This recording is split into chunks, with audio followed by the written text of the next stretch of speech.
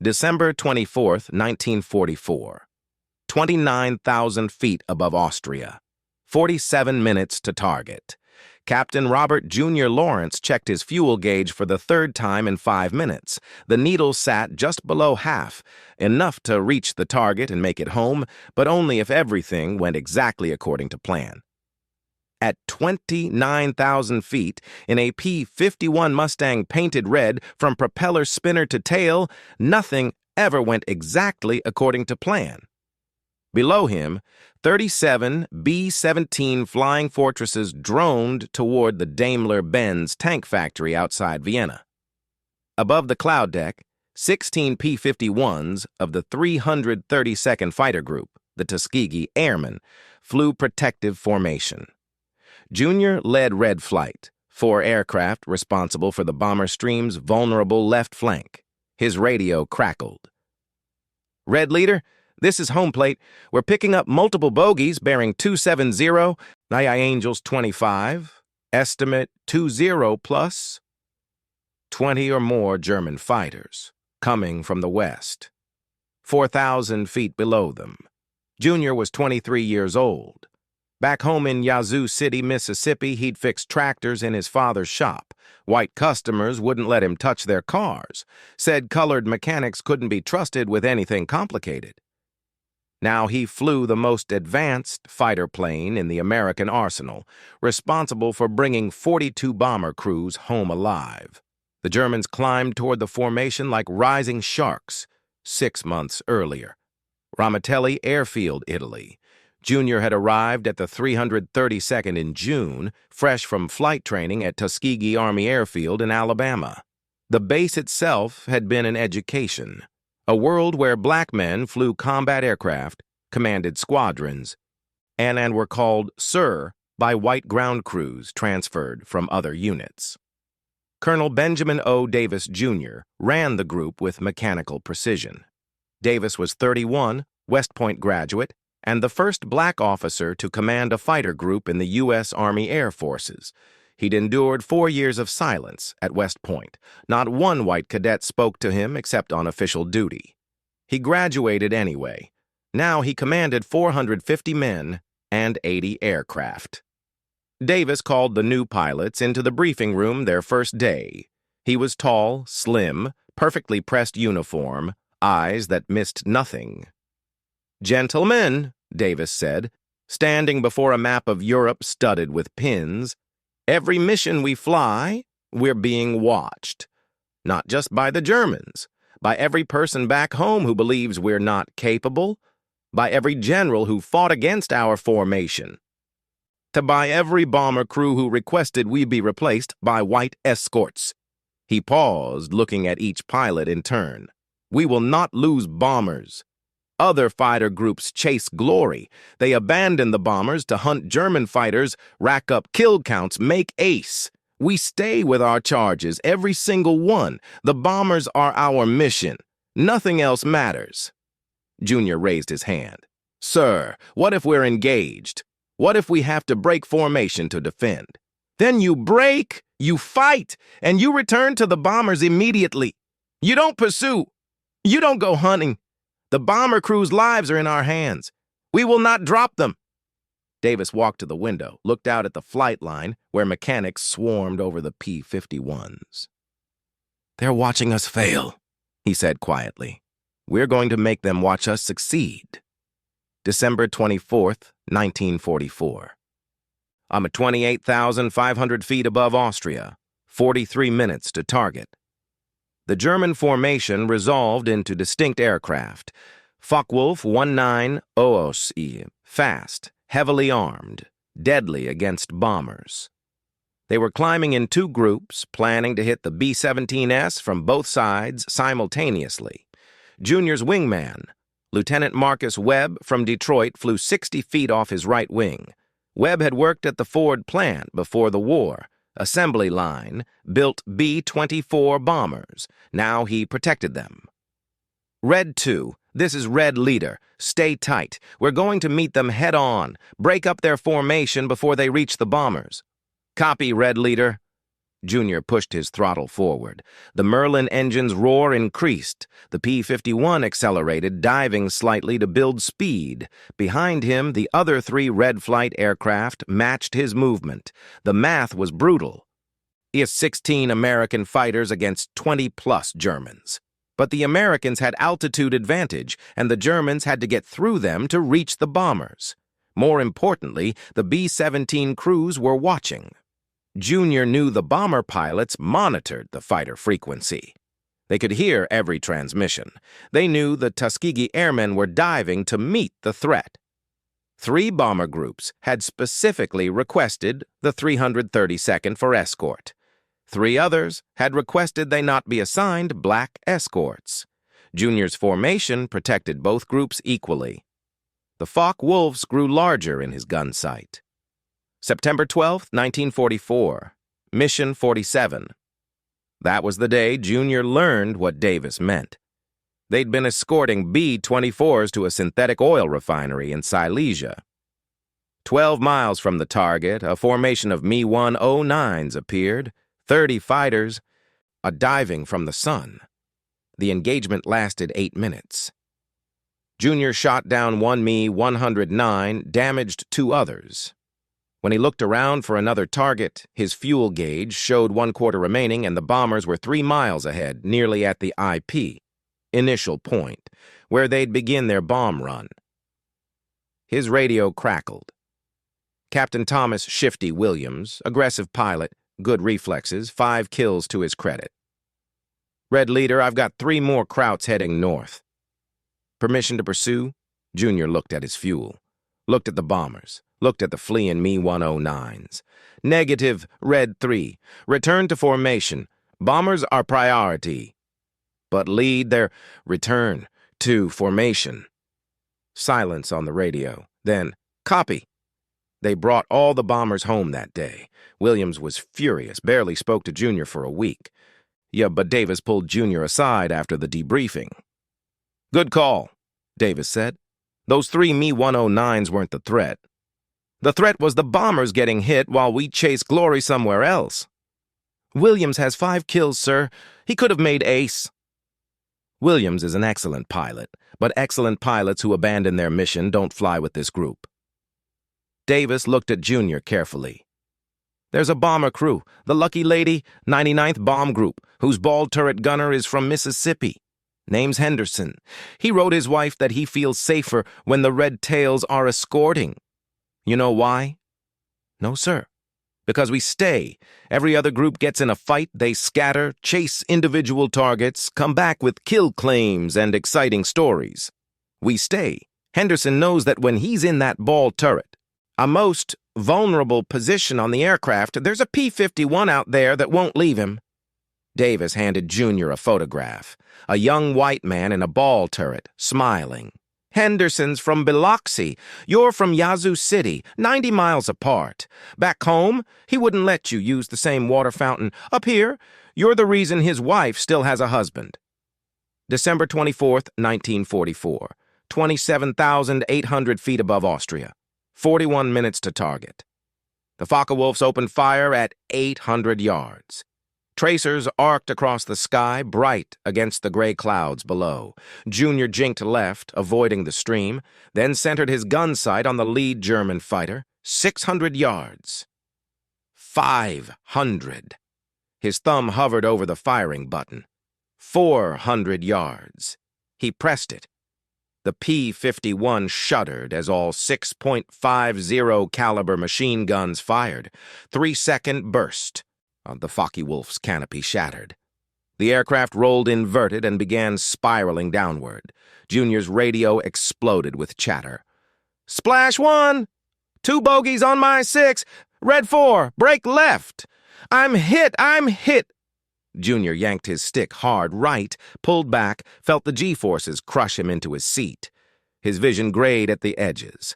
A Focke-Wulf flashed past where he'd been 2 seconds earlier. Webb's voice, calm. Red Leader, you're clear. Bandit is breaking off. The dogfight scattered across 5 miles of sky. Junior kept track of his position relative to the bombers. They were 2 miles behind him now, continuing toward the target. He had to get back. Another Focke-Wulf appeared, diving toward the bomber formation's left flank. Junior pushed his throttle to maximum power. The engine temperature gauge climbed into the red zone. He ignored it. The German pilot was focused on the bombers. Didn't see Junior coming from his 7 o'clock high. Junior fired from 300 yards. Saw hits on the Focke-Wulf's wing route. The German fighter shuddered, rolled, began trailing smoke. Junior didn't watch it fall. He was already scanning for the next threat. His fuel gauge showed 1/3 remaining. If you're finding this story compelling, please hit that like button and subscribe. It helps us bring more forgotten heroes to light. Now, back to Christmas Eve, 1944, November 8th, 1944, Ramitelli Airfield. The 332nd had lost their first pilot that week. Lieutenant James Murphy, Chicago, 22 years old, shot down escorting B-17S over Munich. He'd broken formation to engage an Me-262 jet fighter, the Luftwaffe's newest weapon, too fast for conventional tactics. Murphy damaged the jet but took cannon fire in return. His P-51 went down near Augsburg. Davis stood at the front of the briefing room. The pilots sat in silence. Lieutenant Murphy was an excellent pilot, Davis said. He died protecting the bombers. The Me-262 he engaged was attempting to reach the formation. He stopped it. Davis paused, looked at the flight board where Murphy's name had been erased. But Murphy broke protocol. The Me-262 was heading away from the bombers when he pursued it. He chased it for 12 miles. That put him out of position when a second jet appeared. His wingman had to choose, follow Murphy or stay with the bombers. He stayed with the bombers. The correct choice. The room was silent. "Oh, we have an extraordinary record," Davis continued. "In 3 months, we've escorted 179 bomber missions. We have not lost a single bomber to enemy fighters when we provided full escort. Not one. Other groups lose bombers regularly. We don't." He walked to the window, looked out at the flight line. "But that record means nothing if we start trading it for individual glory. Murphy was brave. Murphy died doing his duty. But Murphy would be alive if he'd stayed with the formation." Davis turned back to the pilots. "We are the only black fighter group in combat. Every mission, we're being evaluated. Every loss, every mistake, every deviation from protocol gets examined by people looking for proof we can't do this job. They're waiting for us to fail." He pointed at the map on the wall, showing the routes they'd flown. "So we don't fail. We don't lose bombers. We bring them home. All of them, every time. That's our mission. That's how we prove them wrong." Junior raised his hand. "Sir, what's our kill ratio compared to other groups?" "Lower," Davis said flatly.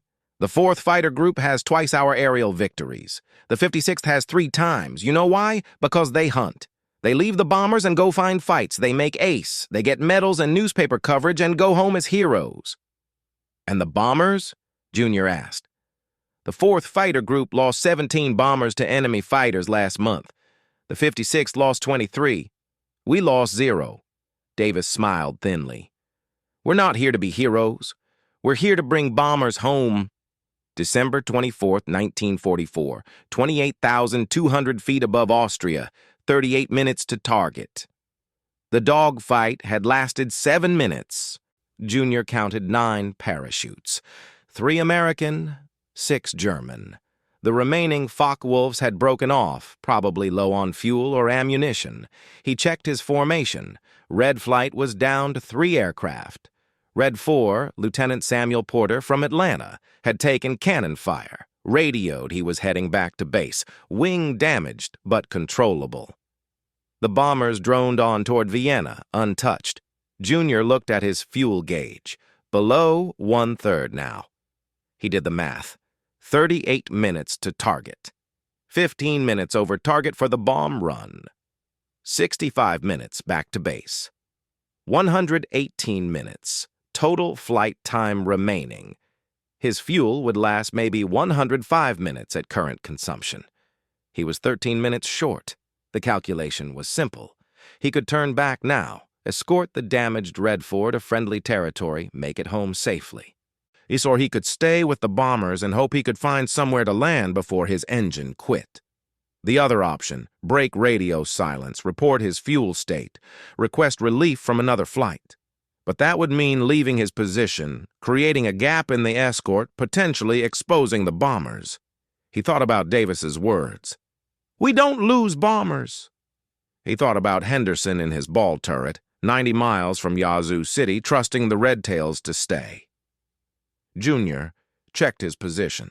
The bomber formation's left flank was exposed. His responsibility. If Me-109Es or Focke-Wulfs came back, they'd hit there first. He made his decision. "Red 2, Red 3, this is Red Leader. Maintain escort position. I'm staying with the bombers." Webb's voice. "Lead your fuel." "I know my fuel, Red 2. "That stay on station."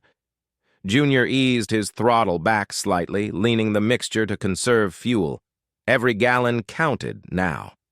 His engine temperature dropped back to normal range. The P-51 continued flying escort, 60 feet from the lead bomber's wing. Below, the Austrian countryside rolled past. Rivers, forests, small towns.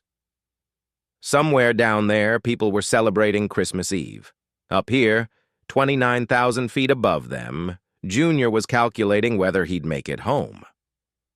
December 24th, 1944. 29,100 feet above Vienna. Target area. The flak started at the IP. Black puffs of smoke erupted across the sky. 88mm anti-aircraft fire, radar directed, accurate to within 200 feet. The bombers couldn't evade, had to maintain formation for the bomb run. Junior watched them fly into the flak field. I saw one B-17 take a direct hit in the number 3 engine. The engine exploded in flames, but the bomber stayed in formation. The P-51s couldn't help against flak. They circled the formation's perimeter, watching for fighters. Junior's eyes swept the sky constantly, high, low, behind, ahead. The Germans liked to attack during bomb runs when the bombers were most vulnerable. His fuel gauge showed 1/4 remaining. The bomb bay doors opened. The bombardiers took control, made final adjustments. 37 aircraft, each carrying 6,000 pounds of high explosive, all aimed at a single target.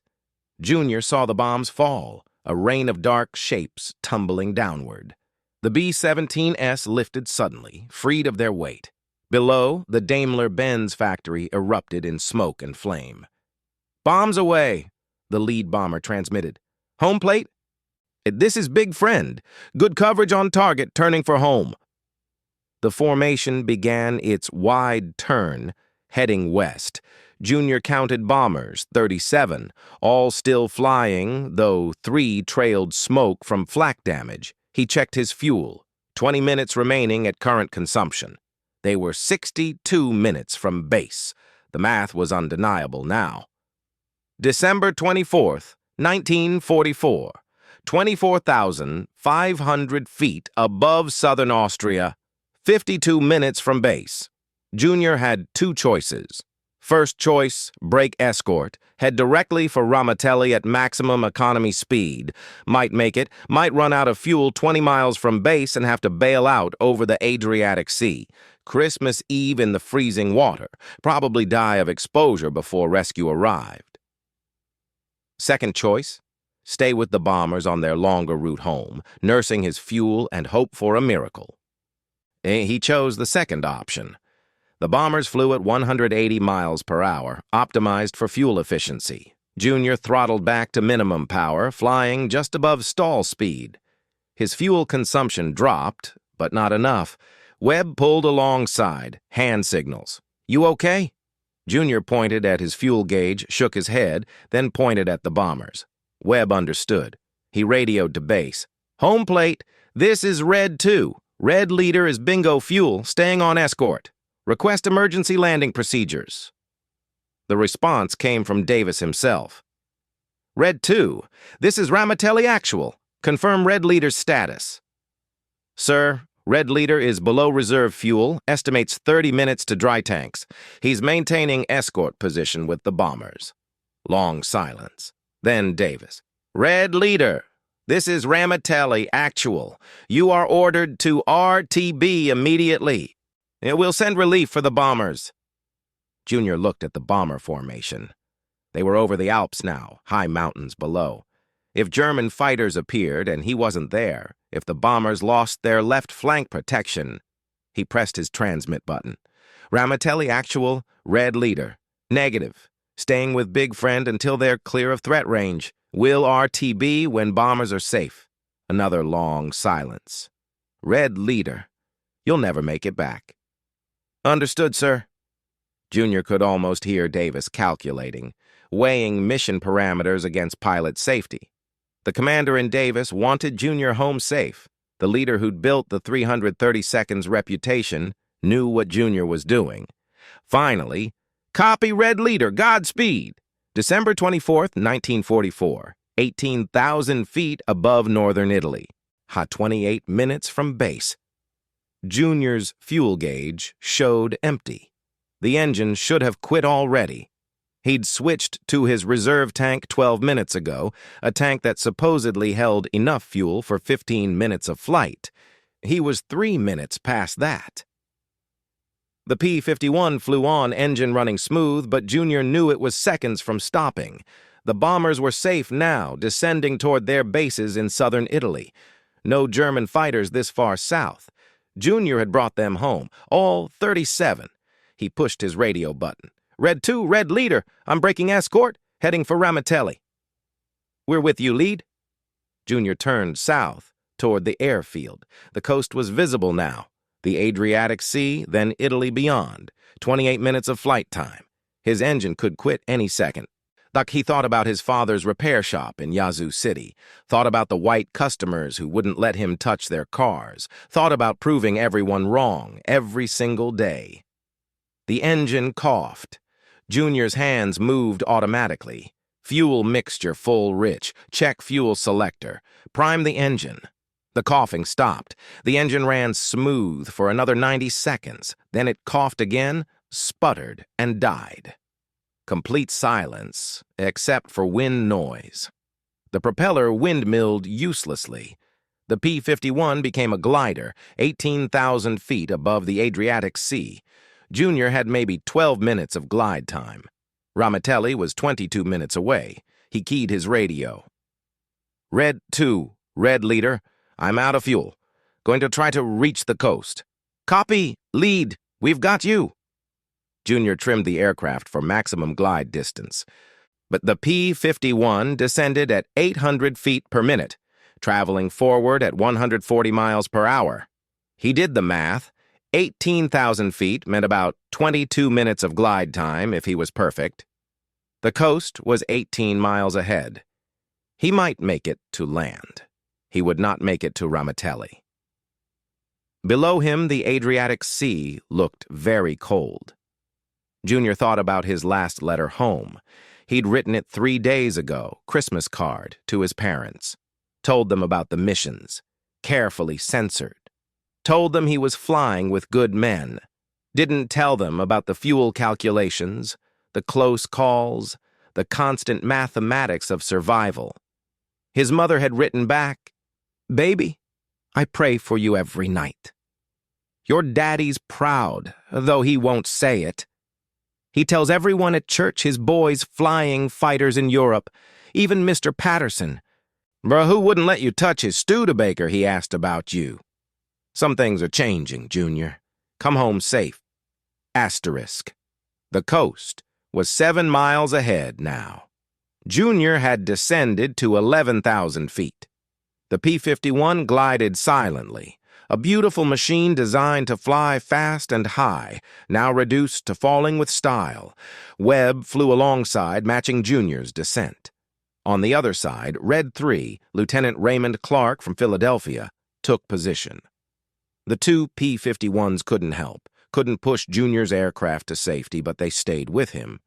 Just like the 332nd stayed with the bombers, 5 miles to the coast, 8,000 feet of altitude. Junior could see the beach now, a thin white line. Beyond it, hills covered with olive trees.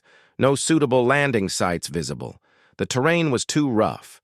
He'd have to ditch the P-51 in the water, close to shore, and swim on Christmas Eve, in December. He'd survive maybe 30 minutes in water that cold. 3 miles to coast, 5,000 feet.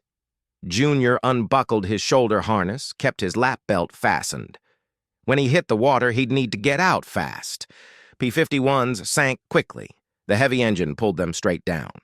He'd trained for water landings at Tuskegee. The instructor said, "Unlatch the canopy before impact. Soon as you hit, release your belt. Kick away from the aircraft. Inflate your vest. You'll have maybe 20 seconds before it sinks." Junior reached up, unlatched the canopy. It slid back. Freezing air rushed into the cockpit. 2 miles to coast, 3,200 feet. His hands were shaking, not from fear, from cold. The temperature at altitude was 20 below zero. Now, with the canopy open, the wind chill was deadly.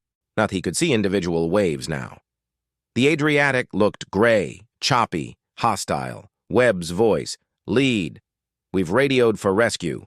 Air-Sea Rescue has a boat heading your way. 30 minutes out." 30 minutes. Junior would be dead in 30 minutes. 1 mile to coast. 1,800 feet. Junior aimed for the beach. If he could ditch close to shore, maybe he could swim it. Maybe. He thought about Henderson in the ball turret. Thought about the 37 bombers, all safe, all heading home. Thought about Davis's words. "We don't lose bombers." They hadn't lost one today. 600 feet, half a mile from shore. Junior could see rocks along the coast. Bad landing site, better to ditch in the water beyond the rocks. Swim around them.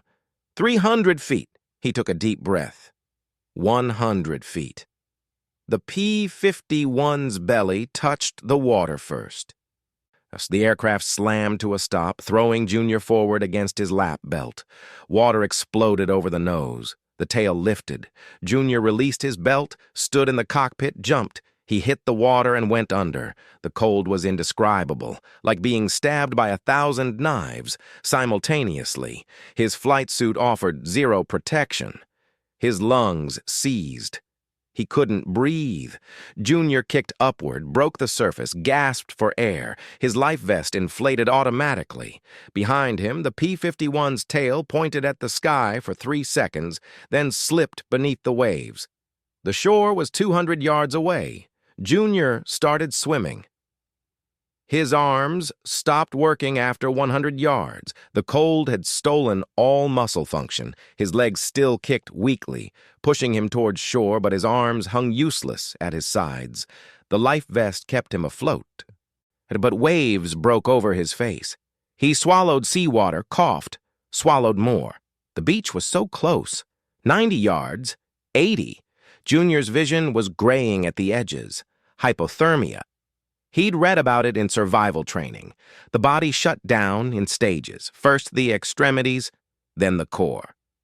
You got confused, stopped thinking clearly. Some people took off their clothes thinking they were overheating, then they died. 70 yards. His legs stopped kicking. Junior floated, waves pushing him slowly toward shore. Too slowly. He couldn't feel his body anymore. Just cold, just tired. He thought about his mother's letter. Come home safe. He'd tried. 60 yards. Something grabbed his collar. Junior didn't have the strength to react. He felt himself being pulled, moving through the water faster. A voice shouting in Italian, "Fisherman!" A small boat, strong hands dragging Junior over the gunwale, dumping him into the bottom of the boat like a caught fish. Junior couldn't speak, couldn't move. He lay there, shaking violently, while the fisherman rowed toward shore. Above him, 2 P-51s circled, red tails bright against the gray sky. Junior woke up in a farmhouse. He was wrapped in blankets, lying near a fireplace. An Italian family, grandfather, mother, 3 children, sat nearby, watching him. The grandfather spoke broken English. "American," the old man said, smiling. "You fall from sky. We think you dead, but you breathe." Junior tried to sit up. His muscles screamed. Everything hurt. "Easy," the grandfather said. "You very cold. You rest." A young boy, maybe 10 years old, brought Junior a cup of hot soup. Junior's hands shook too much to hold it. But the mother helped him drink. Outside, he could hear airplane engines. The P-51s were still circling. The grandfather walked to the window, waved at the aircraft. One P-51 waggled its wings, Webb signaling he saw Junior was safe. Junior closed his eyes. He'd ditched the aircraft. He'd survived the water. He'd made it to shore. He'd brought the bombers home first. December 26, 1944, Ramitelli Airfield. The air-sea rescue boat had picked up Junior on Christmas Day, transported him back to base. The flight surgeon diagnosed severe hypothermia, minor frostbite on 3 fingers, exhaustion, grounded for 2 weeks. Davis visited Junior in the hospital tent. "The bombers all made it back," Davis said. 37 aircraft, 370 crew members, 0 losses to enemy fighters. Yeah, the 99th Bomb Group commander called personally to thank us. Said his men had never felt safer on a mission. Junior nodded. His throat was too raw to speak. "You disobeyed a direct order," Davis continued. "I told you to return to base. You stayed with the bombers." "Yes, sir." Davis was quiet for a long moment. Then, "You know what Henderson's wife sent him for Christmas? A photograph of their new baby daughter. Born 2 weeks ago. Henderson found out Christmas morning." He handed Junior a letter. "Henderson wrote this. Wanted you to see it." Junior opened the letter. The handwriting was shaky, like Henderson had written it quickly. "Captain Lawrence, I don't know if this gets to you, but I wanted to say thanks. I was in the ball turret Christmas Eve watching your red tail through the glass, and I saw you fight off those Focke wolves. Saw you stay with us the whole way, even when I heard on the radio you were out of fuel. My daughter will grow up with a father because you stayed. I don't care what anybody back home says about colored pilots. You're the reason I'm alive. Thank you. Staff Sergeant William Henderson, 99th Bomb Group." Junior read it twice. His hands were shaking, but not from cold this time. "That's why we do this," Davis said quietly. "Not for the medals, not for the glory. For Henderson's daughter who'll know her father. For 37 bomber crews who went home safe. For proving that when it matters most, we stay." February 15th, 1945, Ramitelli Airfield. Junior returned to flight status. Over the next 3 months, he flew 42 more missions. The 330 seconds record remained unbroken. 0 bombers lost to enemy fighters on missions with full escort. Other fighter groups mocked them, called them babysitters, said they were too scared to hunt German fighters, that they'd rather fly boring escort than get into real fights. The bomber crews knew better. By war's end, the Tuskegee Airmen had flown over 15,000 sorties, destroyed 261 enemy aircraft, and earned over 150 distinguished flying crosses. But their proudest statistic was the one that didn't make headlines: their exceptional bomber protection record. While the commonly cited claim of never losing a bomber is slightly mythologized, they did lose some bombers to enemy fighters. Their loss rate was far better than any other escort fighter group in the theater. Junior flew his last mission on April 26, 1945. Germany surrendered 12 days later, July 1945, Tuskegee Army Airfield, Alabama. Junior returned to Tuskegee for his discharge. The base was quieter now, winding down. No more training flights every hour. No more fresh-faced cadets learning to fly. Davis called Junior into his office. "You're going back to Mississippi," Davis said. It wasn't a question. "Yes, sir. My father's shop. He needs help." "You're one of the best pilots I've commanded. You could stay in the service, make a career of it." Junior shook his head. "I'm tired, sir. I just want to go home." Davis nodded. He understood. He looked tired, too. "You know what we did over there," Davis said.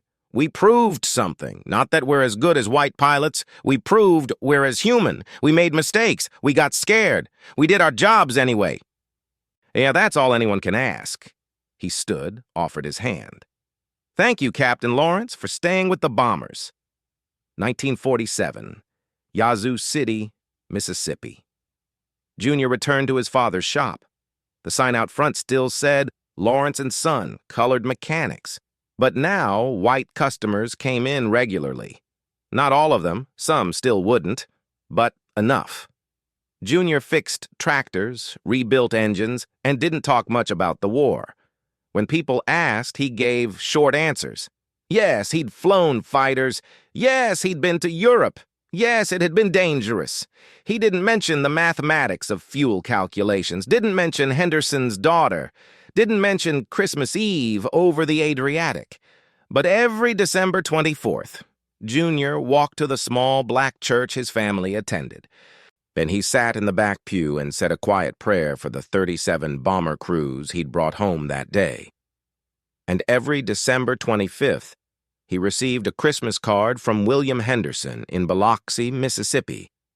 Sometimes Henderson's letters mentioned his daughter, how she was doing in school, her first bicycle, her graduation. Sometimes they just said, "Still here because of you. Merry Christmas." Junior kept every letter in a box under his bed. 1972, Yazoo City, Mississippi. Junior was 51 years old when the documentary crew arrived. They were making a film about the Tuskegee Airmen, interviewing survivors. Someone had given them Junior's name. The interviewer was a young white woman from New York. She set up cameras in the shop, asked Junior to talk about his experience. "What was your most memorable mission?" she asked. And Junior thought about it. He could tell her about the dogfights, the close calls, the kills he'd scored. He could make it sound exciting, heroic. Instead, he told her about Christmas Eve, 1944. He told her about the fuel calculations, about the choice between safety and duty, about the 37 bombers he'd escorted to Vienna and back, about ditching in the Adriatic, about the Italian fisherman who saved his life. The interviewer stopped him. "Wait, you ran out of fuel? You almost died? Why didn't you leave the bombers and save yourself?" Junior looked at her like she'd asked why water was wet. "Because that was the mission," he said simply. "Stay with the bombers. Bring them home. That's what we did." "But you almost died." "Henderson didn't die. His crew didn't die. 37 bomber crews, 370 men, they all went home safe. And that's what mattered." The interviewer was quiet for a moment, then, "Do you consider yourself a hero?" Junior shook his head. "I'm a mechanic. I was a pilot for 4 years. I did my job." "But you sacrificed—" "I did my job," Junior repeated firmly. "Colonel Davis taught us that. You don't stay with the bombers because you're a hero. You stay because it's your job, and those men are counting on you. And you don't let people down just because it's hard or dangerous or inconvenient." He paused, looking out the shop window at the Mississippi street. "Back then, people said we couldn't do it. Said colored men weren't smart enough to fly fighters, weren't brave enough, weren't capable. We proved them wrong by doing exactly what we said we'd do. Stay with the bombers. Bring them home. Every time. No matter what." Before we continue to the final chapter of Junior's story, if this narrative has moved you, please take a moment to like this video and subscribe to our channel. These forgotten stories of courage and sacrifice deserve to be remembered. Now, let's see how Junior's legacy endured. 1992, Yazoo City, Mississippi. Junior died on March 15, 1992, at the age of 71. Heart attack, quick, while working in his shop. He'd been rebuilding a tractor engine when it happened. The funeral drew over 200 people. Most were from Yazoo City, mechanics, farmers, church members, but 37 were from out of state. Bomber veterans who'd flown on Christmas Eve, 1944. William Henderson came from Biloxi. He was 74 now, needed a cane to walk. His daughter, the one born just before that mission, stood beside him. Henderson spoke at the service. "I was in that ball turret," he said, voice shaking. "Most vulnerable spot on the B-17. Every mission, I knew that if fighters came, I'd probably die first. But when I saw those red tails out there, I knew somebody was watching out for me." He paused, wiping his eyes. "Christmas Eve, 1944, I watched Captain Lawrence fight off German fighters with one hand and check his fuel gauge with the other. I heard him on the radio, heard his commander order him back to base because he was running out of fuel. Heard him refuse." Henderson looked at the coffin. "He stayed with us, escorted us all the way to target and back. Then his engine quit, and he had to ditch in the ocean, and we all thought he was dead. But he survived. And you know what he told me years later when I asked him why he stayed? He said, 'It was the mission.'" Henderson's daughter stepped forward, placed a photograph on the coffin. It showed a young man in a ball turret, smiling, holding a baby. "My father came home from the war," she said. "He was there for my first steps, my first day of school, my wedding, my children's births.